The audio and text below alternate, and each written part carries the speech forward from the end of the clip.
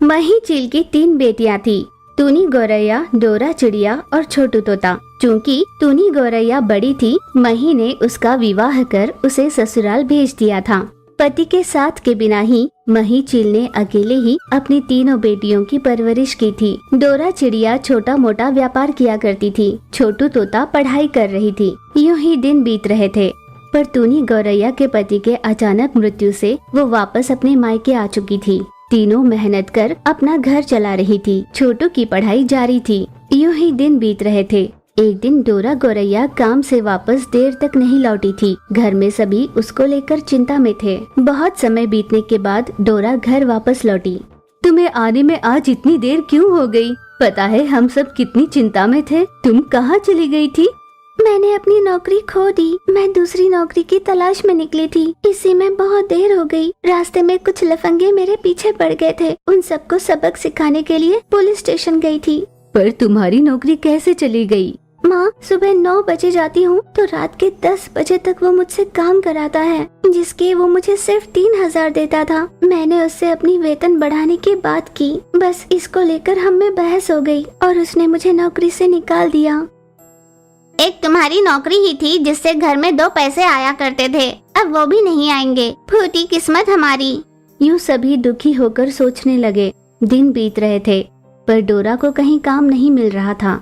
माँ बूढ़ी हो रही थी, अब उससे काम नहीं होता था। टूनी एक विधवा थी, इसलिए कुछ दिनों तक उसे घर में ही रहना था। अब घर पर नौकरी करने वाला कोई नहीं था, इसलिए उनका गुजारा हो पाना बहुत मुश्किल हो रहा था। आखिरकार छोटू को भी अपनी पढ़ाई रोकनी पड़ी। सूखी रोटी खाते हुए उन सभी ने बड़ी मुश्किल से अपने दिन गुजारे। ऐसी मुश्किल घड़ी में एक दिन भगवान के रूप में लूसी कबूतर उनके घर पर आई। अरे भाभी, आप आइए ना, बड़े दिनों बाद आई हैं यहाँ। मैं ये अच्छे से जानती हूँ कि तुम्हारे घर के हालात ठीक नहीं है। तुम सभी बड़ी मुश्किल से अपने दिन गुजार रहे हो। मैंने अपना एक व्यापार शुरू किया है, जिस काम में मुझे सहायता की जरूरत पड़ेगी। इस काम का प्रस्ताव लेकर मैं पहले तुम्हारे ही पास आई हूँ, किसी और के पास नहीं गई। मैं पत्तों के प्लेट्स बनाने का व्यापार शुरू करना चाहती हूँ।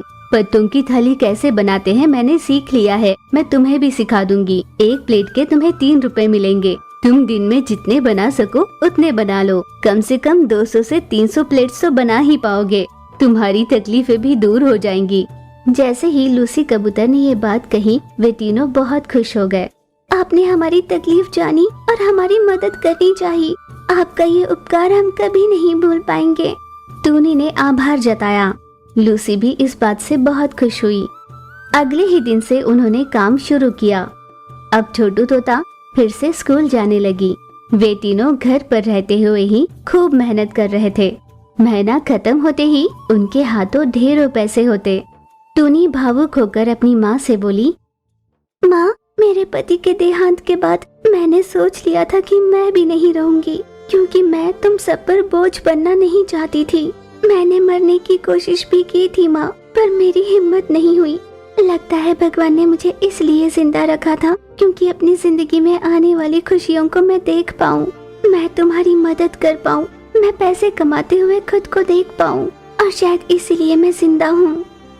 रोती हुई टोनी को रोककर माँ ने कहा, चुप हो जाओ बेटा, ऐसे ख्याल अपने मन में फिर कभी मत लाना। अगर मैंने भी तुम्हारे पिताजी के जाने के बाद तुम्हारी परवरिश ना कर पाने की वजह से खुदकुशी कर ली होती तो तुम्हारा क्या होता।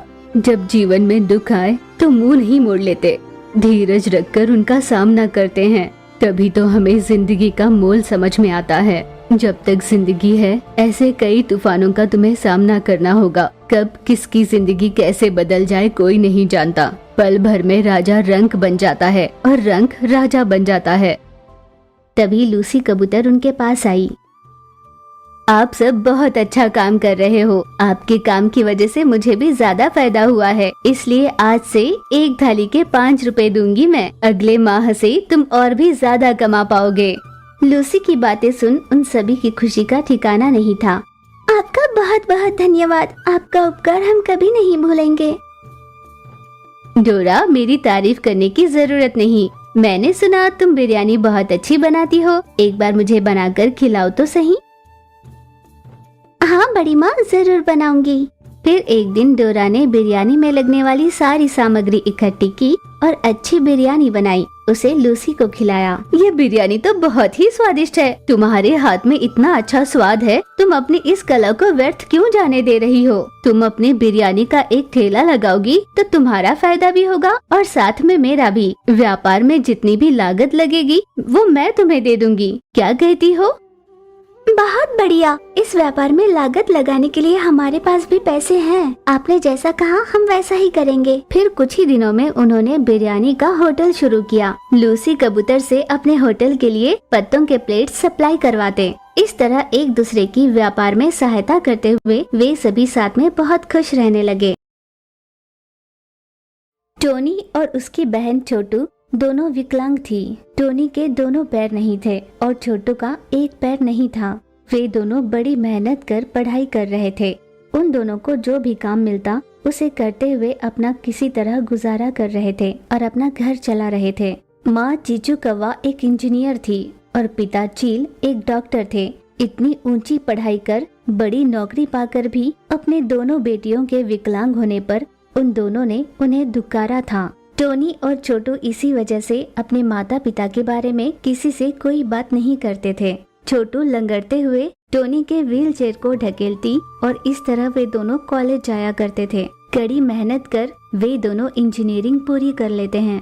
उन दोनों को इंजीनियरिंग की डिग्री देने का समय आया। चीफ गेस्ट के तौर पर उनके माँ को बुलाया गया। माँ चीचू कौवा उन्हें डिग्री का सर्टिफिकेट दे रही थी। सर्टिफिकेट लेने के लिए जैसे ही वे दोनों माँ के सामने पहुँचे, माँ ने पहले तो उन्हें पहचाना ही नहीं। मैडम, क्या आपने हमें पहचाना? नहीं, मैंने तुम्हें नहीं पहचाना। क्या तुम दोनों बताओगी कि तुम दोनों कौन हो? यूँ चीचू के पूछने पर टोनी ने कहा, हम आपको बहुत अच्छे से जानते हैं पर आप हमें नहीं जानती। चीचू कुछ ठीक से नहीं समझी पर उसने माइक उठाकर सभी से कहा, इन दोनों के माता पिता कितने किस्मत वाले हैं। कड़ी मेहनत कर डिग्री हासिल की और प्लेसमेंट के जरिए अच्छी नौकरी भी पाली। आप सभी को भी इनसे इंस्पिरेशन लेनी चाहिए। यूँ चीचू कौवा ने उनकी तारीफ में कहा। अपनी बात पूरी कर चीचू कौवा ने उन दोनों को भी बात करने के लिए कहा। छोटू ने बात करते हुए कहा, अभी जैसे मैडम ने कहा, हमारे माता पिता इतने भी भाग्यशाली नहीं हैं, क्योंकि हमें बचपन में ही उन्होंने ठुकरा दिया था, क्योंकि उनका मानना था कि हम उनके लिए पनौती थे। पर जो भी हो, भगवान ने हमेशा हमारा साथ दिया और हमें यहाँ तक पहुँचाया। सोचा नहीं था कि भगवान हमारी ही माँ से हमें डिग्री दिलवाएगा, पर वो हमें पहचानती ही नहीं। छोटू से ये बात जानते ही चीचू कौवा बौखला गई।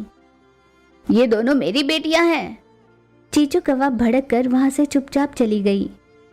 हम तो आज तक मैडम को बहुत नेक समझते थे। माँ की ऐसी दुआएं देती है और खुद अपने बच्चों को उनके विकलांग होने के कारण ठुकरा दिया। ऐसी कसाई माँ तो किसी की न हो। यूँ चीचू कौवा के बारे में सभी बात करने लगे। चीचू कौवा बहुत गुस्सा होकर वहाँ से अपने घर लौटी। छोटू और टोनी रो रही थी। हमें माफ कर दीजिए, हम अपने दर्द को नहीं छुपा पाए।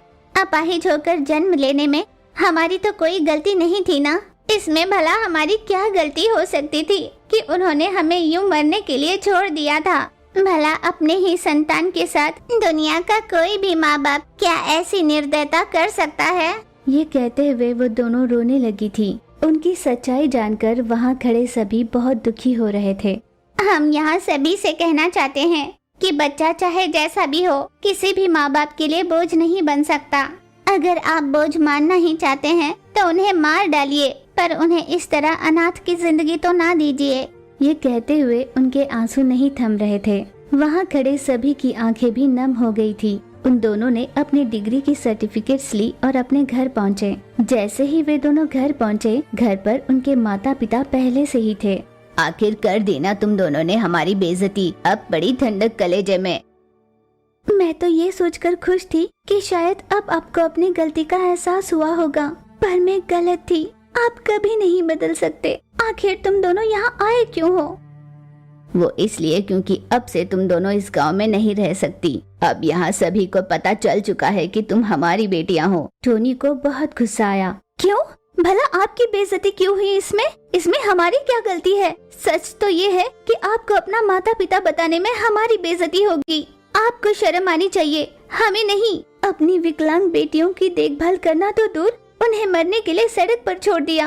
अगर थोड़ी दया उस दिन हम पर कर ली होती तो हम आप दोनों का नाम रोशन कर देते। हम कैसे हैं ये बताने की तुम्हें कोई जरूरत नहीं, तुम यहाँ से चली जाओ। तभी वहाँ पर घर की मालकिन लूसी कबूतर आई। भला होगा अगर तुम दोनों यहाँ से चुपचाप चले जाओ, ये मेरा घर है। अगर आप लोगों को कुछ बात करनी है तो बाहर निपटा लेना, यहाँ पर हंगामा करने की जरूरत नहीं। किस पर रौब झाड़ रही हो? हम चाहे तो ऐसे 100 मकान खरीद सकते हैं। हाँ, ऐसे 100 तो जरूर खरीद लोगी, पर मेरा ये घर नहीं खरीद सकती। जानती भी हो हम कौन हैं? हाँ, क्यों नहीं जानती? 2 विकलांग बेटियों को मरने के लिए छोड़ने वाले महान माता पिता हो तुम दोनों। तुम जैसे स्वार्थियों को तो चप्पल के हार पहनाने चाहिए, टमाटर, अंडे और गोबर के साथ तुम्हारा सत्कार करना चाहिए। चीचू ने भड़क कर कहा। जबान संभाल कर बात कीजिए। लूसी ने उन्हें धुपकारते हुए कहा। तुम जैसों से तो बात ही नहीं करनी चाहिए। इतने बरसों से ये बात मैं जानती नहीं थी, वरना इन दोनों को मैं गोद ले लेती। अब भी कुछ नहीं बिगड़ा, इन दोनों को मैं गोद लेती हूँ। बड़े घर के रिश्ते देखकर दोनों की शादी भी कराऊंगी, देख लेना। उस पर हंसते हुए चीचू ने कहा, ऐसी विकलांग लड़कियों से कौन शादी करेगा, मैं भी देखना चाहूंगी। यूँ उनका मजाक उड़ाते हुए वे दोनों वहाँ से चले गए। इतने अच्छे वृत्ति में काम करते हुए भी इन दोनों की सोच इतनी गिरी हुई कैसे है? क्या सच में ये दोनों पढ़े लिखे हैं? उन दोनों को सांत्वना देकर उन्हें अपने साथ अपने घर ले गई। जैसे लूसी ने कहा, उसने उन दोनों को अपने गोद लिया। अच्छा रिश्ता देखकर उन दोनों की शादी भी करा दी। जैसे ही ये बात माता पिता को पता चली, शर्म से उनका सर झुक गया। लूसी कबूतर अपनी दोनों बेटियां और उनके पति को साथ लेकर उनके माता पिता के पास गई। अब शर्म से सर क्यों झुका रहे हो? सब कुछ वैसा नहीं होता जैसे आपने सोचा, और ठीक उसी तरह हर कोई आपकी तरह निर्दयी नहीं होता। कुछ इन जैसे नेक भी होते हैं। लूसी कबूतर ने उन्हें खूब सुनाया। दोनों बहनें अपने पतियों के साथ लूसी कबूतर का ध्यान रखते हुए खुशी से रहने लगी।